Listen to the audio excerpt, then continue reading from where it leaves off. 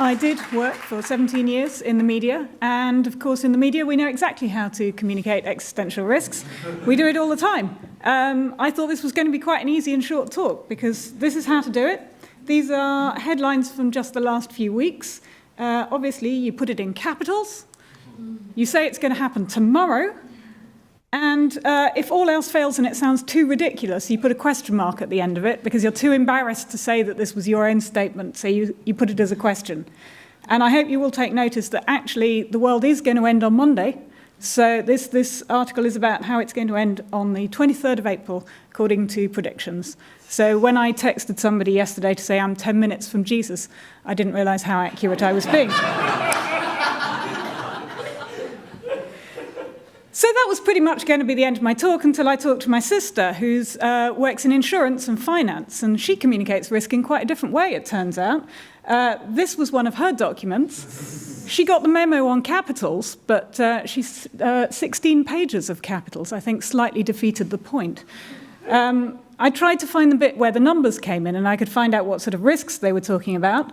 250 pages later, and it wasn't even handily right at the back, I got to a table which was supposedly how to communicate risk in insurance and finance. Hope you all get that. Some of you probably do. And then I tried to find the equivalent of our headlines, which is the bits that you should read rather than the small print on finance risk. And here, there's a couple of points that kind of leapt out to me, given my current job. Firstly, that they seem to be giving nice bits of warning about model risk uncertainty, followed by giving something to 3 decimal places with no uncertainty around it at all, as the probability of risk of your £10 million that they're asking you to invest. And then also when they reassuringly say we're covering these earthquakes, storms, extreme temperatures, but say that on the basis of conclusions, they probably only occur once every 100 years. So give us your money and it'll be safe. So then I had a quick look at how health and safety experts communicate risk, another field I'm not familiar with. This is the way they do it with rather nice graphs, which I like the terms acceptable, unacceptable, and as low as reasonably possible in the middle.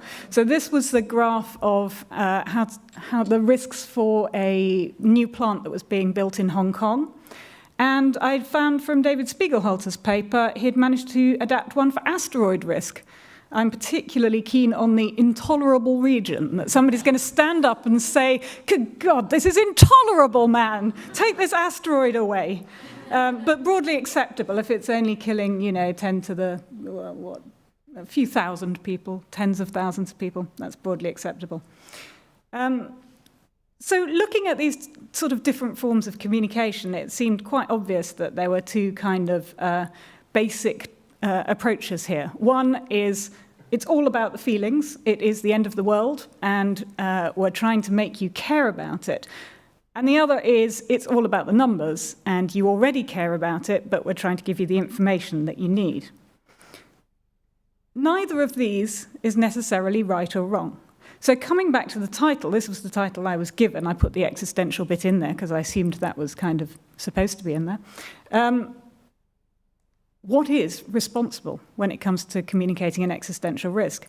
And I would argue that either of these could be responsible, depending on the outcome that you want and the audience that you've got. Do you need to make somebody care, in which case appealing to their feelings first, at least, is a good way to go about it? Or are you communicating to somebody who already cares, and what's important is all the numbers and the information that they're going to take home from it? So, as Andrew said, the wonderful place... I've skipped ahead a bit. So just thinking a bit more about audiences, we at the Winton Centre tend to concentrate on communicating to audiences who do already care. So we tend to be talking to patients, juries, judges, people who want to know the facts and they already care about it. So we don't have to worry about the feelings too much. But when I started thinking about existential risks, I thought, well, what are your audiences? We're not so worried about the professional to professional communication. You guys who all assess these risks, you know how to talk to each other about it, and you're quite happy with 10 to the minus whatever. If you're talking to governments or the public, then do they actually already care about it? Or do we have to start thinking about feelings as well as just communicating numbers. And as Hans Rosling said in his book that everybody's reading at the moment, you have to take care with feelings because there's a difference between things that are dangerous and things that are frightening. And these are often mixed up.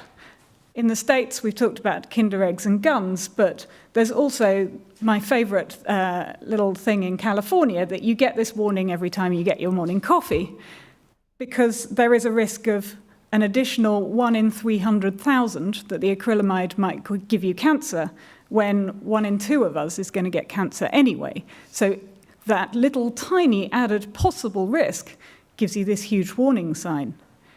It's now very frightening, but it's not very dangerous. But we do take care of risks when, even if they're very small, I think there's something like a 4 in 10,000 risk every year of us being injured or being in a serious car crash that could cause us some injury or death. And we all look both ways when we're crossing the road. Even though those risks are small, the consequences for us as individuals is basically existential. And so it's worth that tiny little extra time. The cost benefit for us is worth it. We will put all these things into our cars to make them safer. And we're doing that sort of cost-benefit calculation in our heads all the time. So when it comes to existential risks, it's a slightly different problem. When you're in a car and you know the potential of an accident, you might even know accurately that it's very small, but it's a very clear and present danger. You know the cause and effect. The uncertainty is pretty small, and it could be really dangerous to you as an individual. When you're talking about this kind of risk, it's a very different sort of picture. Firstly, as an individual, there's not a lot I can do about this. I can't go out with my pea shooter. Even if we all go out with a pea shooter, that's not going to help. So what can we do? So for this kind of risk, it's basically somebody else's problem. But I would quite like somebody else to be taking on this problem. I don't want somebody to look out of the telescope and go, oh my God, there's an asteroid. It's going to hit us in 10 days. I think we've got about a month's work ahead of us to work it out, to do something about it. So we do need to be thinking about it, and I want somebody else to be thinking about it. But I also want them to be weighing up the costs and benefits. I don't necessarily want to suddenly have to put a lot of money into taxes because somebody's going to build an asteroid pea shooter that is for a risk that is miles, it may never happen, and by the time it does, the pea shooter will have gone rusty. So weighing up those risks, those costs and benefits, and providing people with the information that they can make those decisions needs us to have a really good think about how best to communicate and who our audience is. And the consequences of getting it wrong are really quite bad. This is L'Aquila in 2009.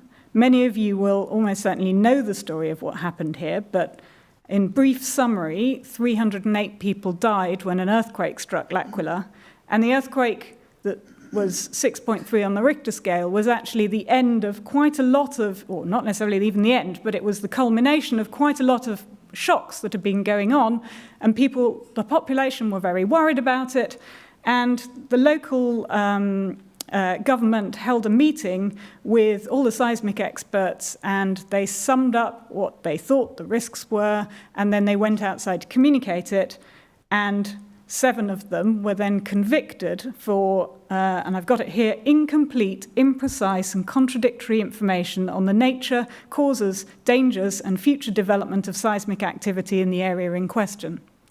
And it was widely reported as being that they were imprisoned because they couldn't predict an earthquake. It wasn't. It was because of their risk communication.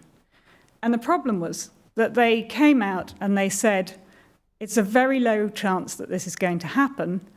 We'd recommend you all just go home and have a good glass of wine. And in a way, they were right, because the probability that they'd assessed of this big earthquake happening was about 0.1%. So it was a low risk, and that's what they communicated, that kind of absolute risk. But what they didn't communicate was the fact that that was 100 times higher than the background risk in that area. So the relative risk was actually very high. And no one argues in this case that evacuation would have been the right choice to make at that time, because the risk was still very low. But it's also true that reassurance wasn't the right thing to do in that situation either. In fact, it's quite a difficult decision, and it's one that people needed to be able to make, and it was a changing environment. So when there were more shocks in the middle of the night, people had been given this false reassurance that these shocks were just happening and that it wasn't going to necessarily mean a big earthquake. Well, it's true it didn't necessarily mean a big earthquake, but if they'd been told that this increased risk meant that it was 100 times above background and that potentially there could be a very big earthquake, I think people would have reacted very differently when they started feeling the shocks in the middle of the night. And that's, in fact, what the court decided and why these people were convicted for poor risk communication.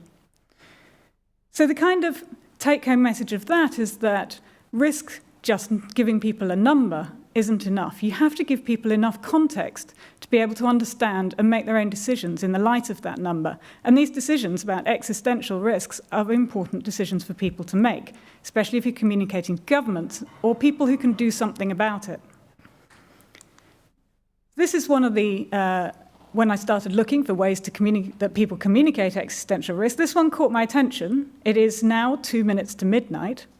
Well, I don't really know what that means, but it's quite a nice sort of public communication message because it then gives you a lovely statement about how they came to this decision. And I'm sure you're all more familiar with this than I am, but essentially this group of researchers assess a whole variety of man-made, potentially existential risks, not just nuclear threat, but also climate change, civil unrest, that kind of thing. So what does 2 minutes to midnight mean? Well, actually, they also have quite a nice graph of how this clock has changed over time. So now you can see that rather scarily, and I haven't even checked my Twitter feed this morning, we are in as risky a position as we have ever been since the setting up of that clock, according to them. And it's quite depressing to see it wasn't that long ago that we were at, 2010, it was really considered considerably safer planet. But that context of knowing how risk has changed over time is exactly the sort of thing that people need to be making these decisions, and it puts me in mind of the L'Aquila case. And it's not just over time. So this is an example of a risk ladder, where putting risks in context means comparing them to other risks that people might be more familiar with. So this is a really common way of helping people with very small numbers, which are very difficult to understand. And this is an example that's used by anaesthetists. So on the right, you've got the clinical risks that the anaesthetists are trying to communicate. And then on the left, they help people compare those with their everyday risks. And so that hopefully gives patients a better concept of what these low probabilities mean. And it's not just used for individual risk. These are examples of the UK risk register. Now, the one on the left is the 2015 risk register. I don't know if you can see it. Hopefully you can. It gives examples of some of the risks facing the country. So it's the equivalent of kind of existential risks.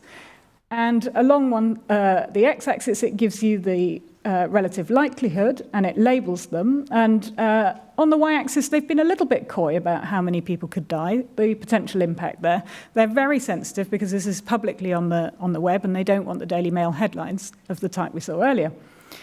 In fact, they became so sensitive to it that in 2017, they, in fact, changed the format to the one on the right there, which I would argue has become more a game of guess the risk.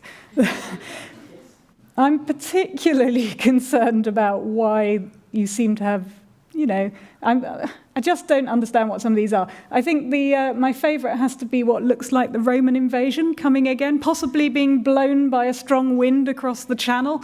I'm really not sure about that. And it looks like a heart attack down there too. Actually, that's supposed to be seismic risk.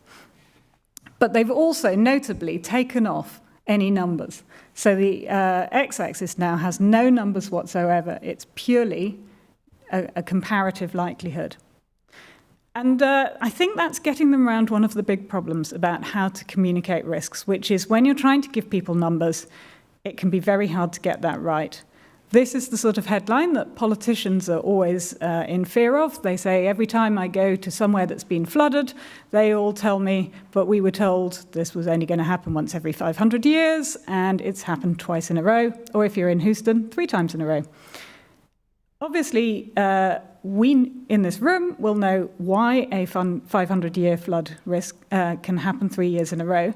And this is a very nice map of exactly how many 500-year risk storms happened since 2010. So they managed to find 25 of them in 7 years. And some of them seem to have happened in the same place, so it's pretty unlucky if you're down there. Obviously, the problem here is if you're a government, or if it's a thing that... so if you're a government and you're looking at risks that could cover a vast area, or if you're worried about something that isn't an operation, so it's not like a one-off risk, then these things, even with a low probability, are pretty much going to happen every year. The chances of somebody winning a lottery might be 1 in 14 million in this country, but pretty much somebody wins it every week. Unfortunately, Houston seems to win it every year. So again, it's the difference between communicating to an audience of individuals and communicating to an audience that might be government. Really, how you communicate those numbers has to be very appropriate. And earlier we had a question about how to communicate really complex model outcomes for an audience. And so I've got one example here of how I think is a very good way of doing it. We had a very small hand in designing of this, but credit should go to Ed Barsley, who's here in Cambridge working on flood risk communication. And he created the roulette wheel of doom for Great Yarmouth. Poor old Great Yarmouth gets storm surges and serious coastal flooding. And the probability of that happening can be done through quite complex modelling, but he's got it down to these sort of 4 factors, and each of those concentric rings is one of those factors in the model. And when the extent of the red in that ring is the probability of the really bad bit of that factor. So we've got wind direction, we've got tide height, we've got storm surge, and we've got something else, and I can't remember what it is. But essentially, he created this as a physical object where you can take it to the community and they get to spin the rings, and they can see that when all the 4 red things line up at the top there, oh yeah, air pressure, it's actually labelled the other one. When you get 4 reds in a row, you've won the unfortunate fruit machine, and you get a storm surge in Great Yarmouth. And those, as I said, the widths of those red bands can be changed according to the probabilities in the model. And this is a really good way, I think, of communicating, and it's not using any numbers, but it's communicating the gist of the probability of something happening, and it's giving people an insight into how that model works, what the important factors are. And we were thinking that actually, not only can you take this on roadshows for people to physically play with, but you could imagine this being turned into a kind of graphical icon that goes in the corner of your weather screen. So when somebody's giving the weather report and you're concerned about flooding, you could see that perhaps 3 of these things have lined up. You know, we've already got spring tides, nothing's going to change on there. Only takes this wind direction to shift slightly, and you can see that red's going to be in line.